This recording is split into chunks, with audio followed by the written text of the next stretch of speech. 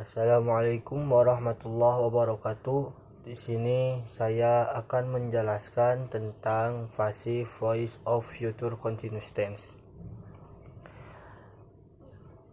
Materi yang saya akan bawakan supaya kalian memahami tentang penggunaan kalimat-kalimat passive voice of future continuous tense. Materi ini memang sering dianggap sangat rumit, namun materi ini sangatlah penting dalam tata bahasa Inggris. Lanjut kepada pengertian future continuous tense. Aksi yaitu aksi berlangsung di masa depan. Nah, maksudnya menyatakan suatu aksi yang akan sedang berlangsung pada waktu tertentu di masa depan. Nah, jadi kegiatannya bakal berlangsung di masa depan.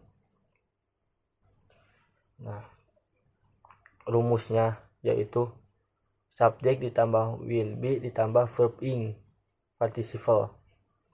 Contoh kalimatnya dari pengertian future continuous tense itu she will be studying at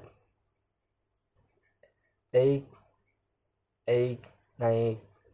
tomorrow. Dia akan sedang belajar pukul 8 malam besok. Besoknya masa depan. Lanjut ke pengertian passive voice.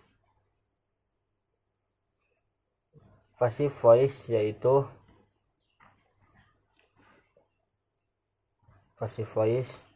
yaitu menekankan objek atau subjek yang menerima aksi, bukan siapa yang melakukan aksi tersebut. Nah,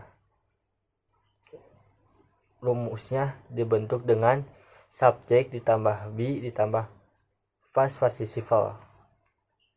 Contoh kalimat dalam passive voice yaitu many people read the book. Nah, itu contoh kalimat aktifnya. Kalau contoh kalimat pasifnya, the book is read by many people. Nah, gitu. Dari pengertian passive voice. Sekarang lanjut kepada rumus-rumus atau struktur pada future continuous tense, passive voice of continuous tense. Rumusnya yaitu subjek ditambah will be ditambah being ditambah past participle. Nah, kata being adalah kata kunci dalam penggunaan kata ini. Contoh dalam kalimat aktifnya, they will be building the hotel next year. Artinya mereka akan sedang membangun hotel tahun depan. Nah, subjeknya itu they will be dipakai setelah subjek, terus ditambah being. Nah, beingnya itu will, kan awalnya will ditambah ing, jadi building. Langsung ke past participle, the hotel next year. Nah, itu merupakan contoh kalimat aktifnya. Contoh kalimat pasifnya, the hotel will be being built next year. Nah, subjeknya juga sama, itu the hotel. Nah, ditambah will be nya setelah subjek, terus ditambah being. Nah, langsung will be being built next year. Nah, itu kalimat past participle. Hotel itu akan sedang dibangun tahun depan.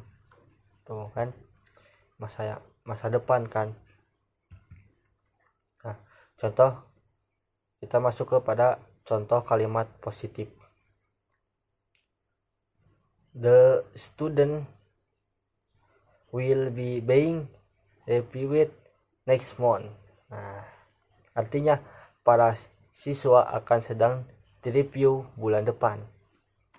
Subjeknya students, terus ditambah will be, terus ditambah lagi being. Nah, di sini beingnya setelah will be. Langsung ke ditambah lagi past participle. Nah, review next month. Nah, langsung ke contoh kalimat negatif dan tanya. Contoh kalimat negatifnya, kita tinggal menambahkan not setelah will. Contoh, the hotel will not the being will next year.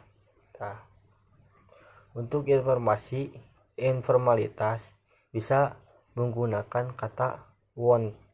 Nah, jadi will-nya teh bisa diganti dengan kata won't. Nah, gitu. Kalau kalimat tanyanya, yaitu tinggal kita sedikit berbeda. Tadinya kan kalau will itu berada di setelah subjek, kalau ini will-nya dipindahkan kepada kalimat yang awal. Jadi will the hotel be being built next year. Nah, gitu. Kegunaan future continuous passive voice. Kegunaannya yaitu penekanan aksi, yaitu untuk menekankan bahwa aksi akan sedang berlangsung pada titik waktu tertentu di masa depan, bukan hanya terjadi, tapi menekankan. Nah, kegunaan yang keduanya fokus pada penerima, memberikan penekanan pada subjek yang menerima aksi, bukan pada pelaku aksi yang mungkin tidak diketahui atau tidak relevan. Yang kegunaan yang ketiganya konteks formal, sering digunakan dalam laporan ilmiah, presentasi formal atau dokumen resmi di mana pengesahan proses penting. Jadi kegunaan future continuous tense itu sangatlah penting kan. Sangatlah penting kita untuk memahami future continuous tense, passive voice continuous tense. Sangat penting. Kepada kesimpulannya yaitu bentuk ini jarang digunakan, tapi untuk pemahaman yang komprehensif tentang tata bahasa Inggris emang jarang, tapi sangat penting untuk komprehensif tentang tata bahasa Inggris. Strukturnya atau rumusnya sangat kompleks yang melibatkan tentang will be ditambah being ditambah past participle. Nah, di sini materi ini juga membantu mengekspresikan aksi berkelanjutan yang diterima oleh subjek. Jadi kalimat ini teh sangat penting digunakan supaya kita benar dalam tata bahasa Inggrisnya. Jika kita sudah memahami materi ini, maka materi-materi selanjutnya akan paham. Oleh karena itu, kita rajin belajar supaya memahami betul-betul tentang materi ini ataupun materi-materi yang lainnya. Sekian dari saya. Assalamualaikum warahmatullahi wabarakatuh.